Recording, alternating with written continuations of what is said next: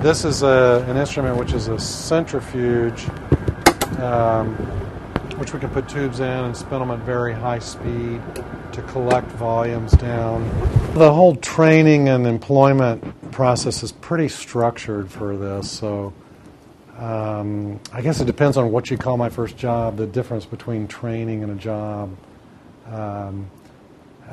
After I did my post-doctoral training, I basically applied to this university, Vanderbilt University, and got a faculty position. So that's the logical thing to do after your postdoctoral thing, is to look for a faculty position.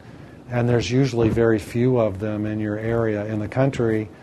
And so you look around and there might be one or two or three at the very moment that you want to get that job. Sometimes you have to make the job, so I actually contacted people in my area, and if they know you're very promising and you're finishing 10 years of training and you're ready to go, they might make the job for you, essentially, because they want to capture the opportunity to bring you into the university. And oftentimes, people like me who take their first job, I've been here now, I think, 13 years. Essentially, I'm in the same job.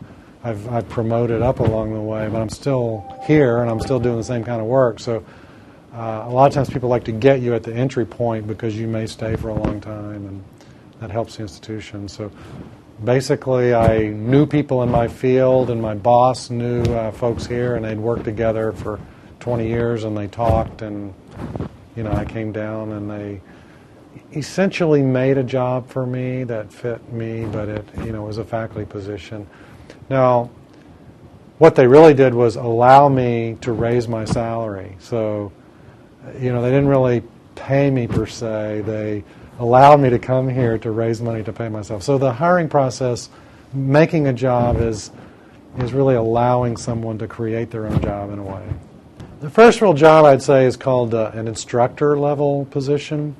And the university, this is typically a one-year appointment. So the university calls you a faculty member. You're no longer a trainee, but there's no long-term commitment to you. After a year, they could say, well, it's not going so well, thanks for coming, and what are you going to do next year? But the idea is during that year, you apply for grants, and if you get funding to pay for yourself beyond that year, then that seems promising, and they may actually offer you a more permanent assistant professor job. And typically those have kind of a 3-year commitment from the institution.